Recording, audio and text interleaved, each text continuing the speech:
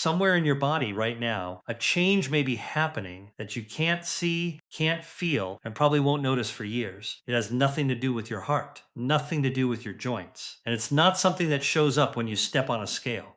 It happens quietly inside the cells that power almost everything you do walking, thinking, even healing from a small cut. And here's the part that surprises most people this change doesn't start when you get sick. For many adults, it starts simply because of one thing getting older. By the end of this video, you'll understand exactly what this is, why it becomes more important after 60, and 7 foods that researchers have studied for their potential to support this part of your health. But let's start with why this matters so much more than it used to. As we age, something shifts in the way our bodies handle sugar from the food we eat. Most people never notice it happening. There's no dramatic symptom, no single moment where you feel different. It's more like a slow drift, a little more fatigue after meals, a little more difficulty losing weight, sleep that isn't quite as restful as it used to be. What makes this dangerous isn't the shift itself. It's that the shift is invisible for so long. Blood sugar can sit in an in-between zone, not quite healthy, not quite a diagnosis, for years before a routine blood test finally reveals it. The body changes quietly, and by the time symptoms are obvious, some researchers believe the underlying process may have been developing for a decade or more. If left unaddressed, this drift is one of the factors that researchers associate with increased risk for a number of age-related health concerns, including issues affecting the heart, the eyes, the kidneys, and even memory. That doesn't mean it will happen to you. It means it's worth paying attention to, while there's still plenty of time to act. Now, before we go further, I want to be really clear about something. This video is not here to alarm you. It's here to inform you. Understanding how your body changes with age isn't about fear. It's about giving you the knowledge to ask better questions at your next doctor's visit and to make small, informed choices in your everyday life. Nothing in this video should ever replace medical advice. If you take medication for blood sugar, cholesterol, or any other condition, please don't change, reduce, or stop anything without talking to your doctor first. Food can be a wonderful tool for supporting your health, but it works alongside good medical care, not instead of it. With that said, let's talk about who's bringing you this information. Hi, I'm Dr. William Lee, and I've spent my career helping people understand the why behind the health advice they hear. Not just the headlines, but the actual science underneath them.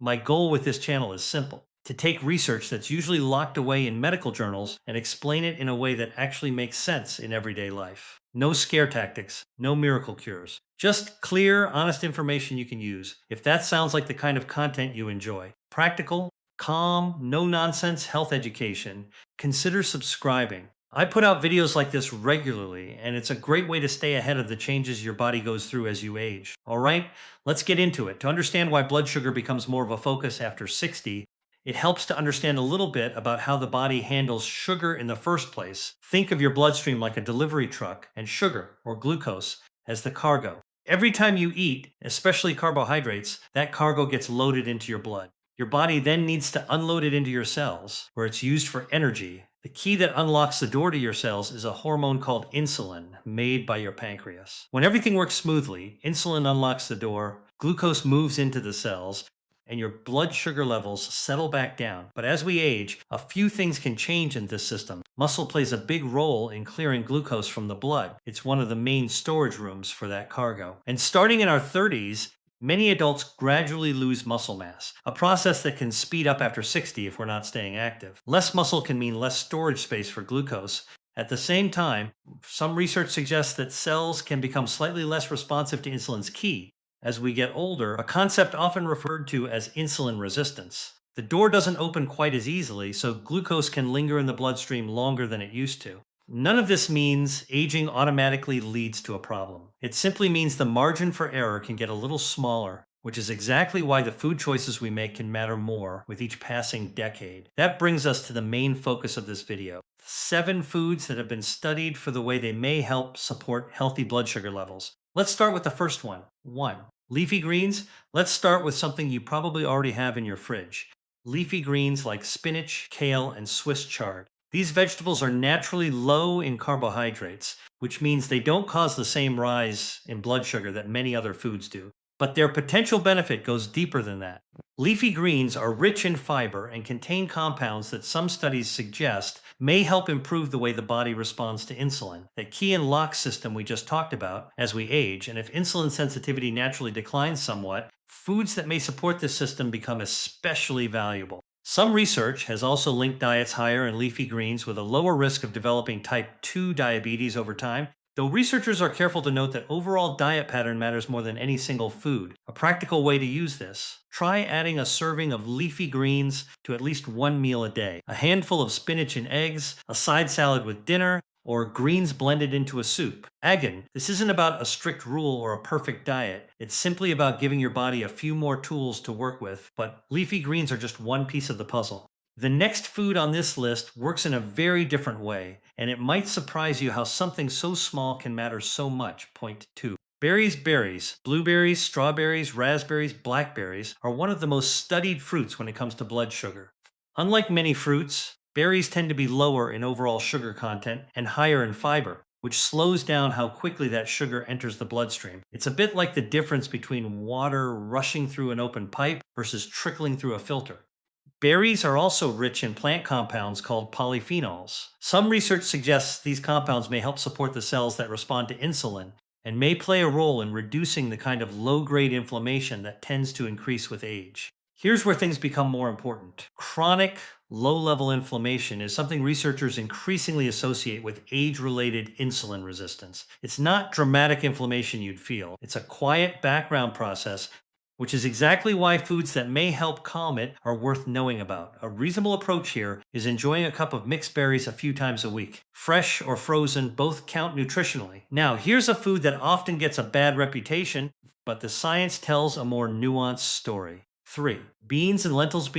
Lentils and other legumes are sometimes overlooked, but they may be one of the most practical foods on this entire list. They're rich in both fiber and plant-based protein, a combination that tends to slow digestion and create a more gradual rise in blood sugar after meals rather than a sharp spike. This matters more as we age because the body's ability to manage sudden spikes in blood sugar can become less efficient over time. Foods that naturally produce a gentler rise may put less strain on that system.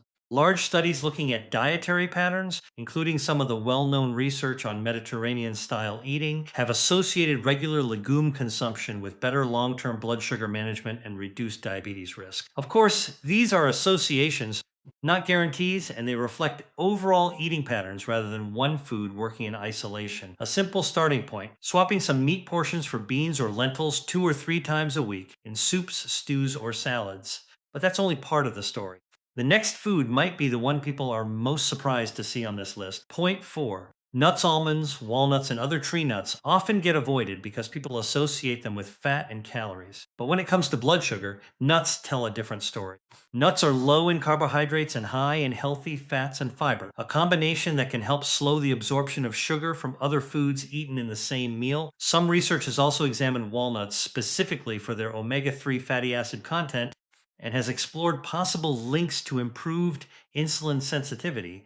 Though scientists note more research is still needed to fully understand the mechanism, this may matter more after 60 because insulin sensitivity is already something the body may be managing less efficiently. Small dietary additions that support this system, even modestly, may be worth incorporating. A practical guideline many nutrition professionals suggest is a small handful of unsalted nuts a day, roughly what fits in the palm of your hand. This next point surprises many people, especially because it involves a food often labeled as just a carbohydrate. 5. Oats and whole grain oats and other intact whole grains, like barley and quinoa, contain a special type of fiber called beta-glucan, particularly concentrated in oats. This fiber forms a kind of gel-like substance in the digestive tract, which can slow down how quickly sugar is absorbed into the bloodstream.